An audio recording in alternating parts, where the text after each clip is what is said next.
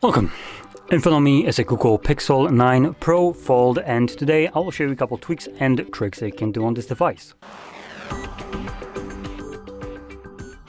Now I'll start off by saying that this is a stock Android, and there isn't very many things that it can do right here, but Google still has some of the things. So I'm going to be touching mostly upon things that allow you just to customize the look and feel of the device. And anyway, let's just get straight into it. We can probably see that some of the things already are changed on my device, but start off by opening up our settings, and here we can begin by navigating into the display and the touch, and we can start off with things like, for instance, the dark theme. This will be enabled by default, and you can obviously turn it off if you don't like dark mode, and you can also set it up as a schedule so it switches between light and dark mode. Now with the settings that I have, this kind of looks odd. It's white, light gray on white too, very hard to see, but just know that this is kind of me problem the way I set it up right now. So you have the sunset to sunrise and custom timer right here. You can choose whichever one you want. This would mean that, for instance, during the daytime the device will be in light mode, and automatically during nighttime it will switch to the dark mode. Now if we go back, we have also things like the navigation mode, and here we have gestures and 3-button nav. Now for, I believe, both of them, nope, never mind, just one, we have options. So for gestures we have options to increase the sensitivity of the back gesture, as well as turning on the swipe to invoke assistant, which is this. Now this device comes with a Gemini, so that's what it's going to try to launch. It is actually turned off by default because I guess not very many people are mistakenly using that, unlike the power button. The device also comes with the power button being enabled, and if you're right now thinking about, hell, there is more ways to launch a specific application than there is any other, you'd be right. We have swipe from a corner to get Google Assistant, hold power button to get Google Assistant, say hey Google to get Google Assistant, and open up an application to get a Google Assistant. Fantastic. There's so many ways to open up single application that people don't really give two craps about. At least nowadays I think more people are probably using the ChatGPT rather than Google Assistant. Though in recent timing I do want to kind of give that to people that might be interested. Google Assistant has been working just fine. I've been using Gemini and it's relatively actually working fine for me. I have no problems.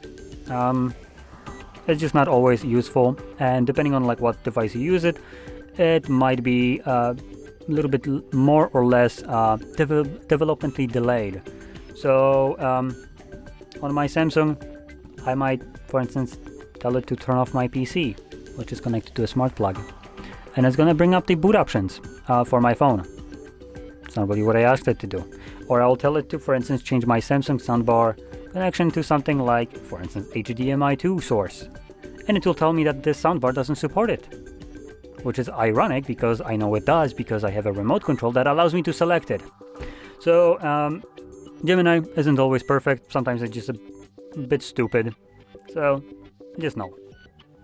Anyway, moving on, we will have things like colors. Now I do want to give that as an option right here, as some people might be just interested to having a little bit less desaturated screen, but the options right here are very minimal, and you can see it changes just a tiny bit the blue color and reddish one, and you can see this right here in the color of water and sky, and the red accents right here in the borders specifically. Though this is a very subtle change, and on the camera I don't even know if you can see this, so it's all preferential. Now next we have the color contrast. This is for the buttons, so if you are visually impaired you can change that, and you can see if we go with something. Now this is not the default way, so let me just kind of show you the actual difference that you typically see with this. So this, and let's do this, and this should now be the default kind of way things look like. So again, I'm gonna go in here. So you can see these buttons are now a bit more blending with the background. So if you go with something like the high contrast right here, you can see that they are very distinct. They are now popping out. You know exactly where they are. And you can also make the text more contrasty. To be fair, some of the things just make it less visible to me. Like the follow up is harder for me to see now than without this. So there we go. Now moving on now back to the settings. Interesting. First time I'm actually seeing this work. So there is this option to, when you're swiping back, to show you the previous page on that swipe. And you can see it actually works here. It's the first time I'm seeing this function work. Because some devices also have this, but never actually seen this function. Anyway, let's go to Wallpaper and Style, which where I was. And here you can, for instance, customize your lock screen. Now we have a bunch of different clock styles that you can choose from right here. So pick one that maybe you like. You can also change the wallpaper right here. And we can change the colors. So these colors right here will refer to the color of the clock itself. So you can see it changes that. So there we go. Now we can also change the shortcuts. So let me check. There's no shortcuts at it. I guess there isn't. So if we go into shortcuts, we have home. We can add like torch. So we have the divide between left and right. So maybe I want to add do not disturb mode, and now you have these two on the sides right here. So there we go. Now we can also switch to the other tab, home screen, and this will allow you to, for instance, have a tighter packed upgrade on your home screen. By default it is actually set to 4x4, which is a lot of space taken by applications for no reason. They are taking their sweet space on that screen. I like my things to be a little bit more compact, so I like the 5x5, and on this device it doesn't look like it's too tightly packed. It kind of adapts it pretty well, and same thing will be when you open it up. It still adapts the same kind of appearance. Let's go back. Next thing will be the animations.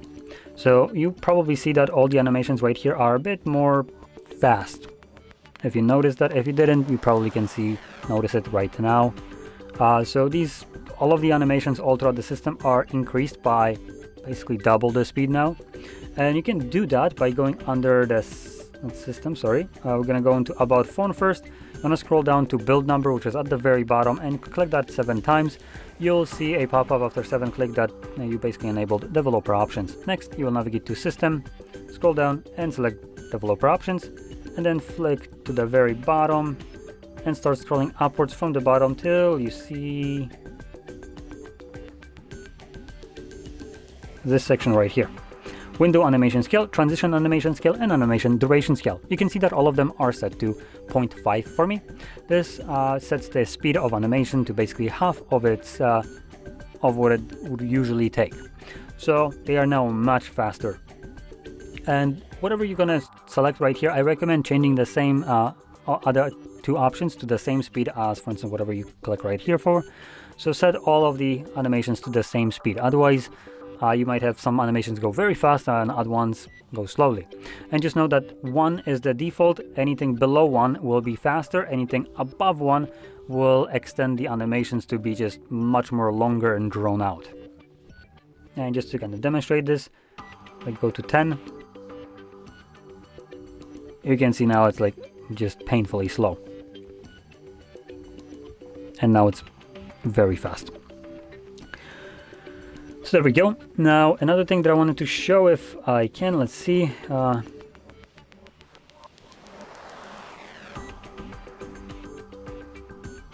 think it's going to be here, and so yeah, sound and vibration, and you'll have media show playing, I think,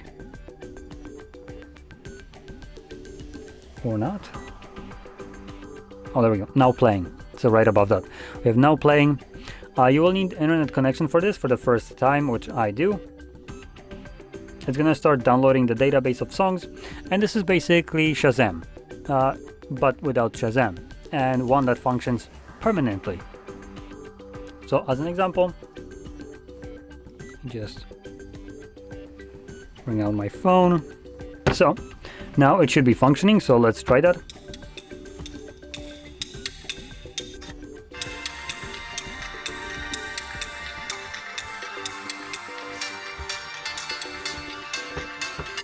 you can see it show up on your lock screen right here whenever it detects a song.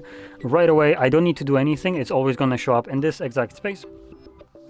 And next, you can go back to this Now Playing section under Sound and Vibration, and you can select Now Playing History. And here it will show you all the songs that the device have identified randomly whenever you were walking by someplace or whatever. So if you, for instance, were maybe in like some shopping mall, there was some music playing, you don't even need to care.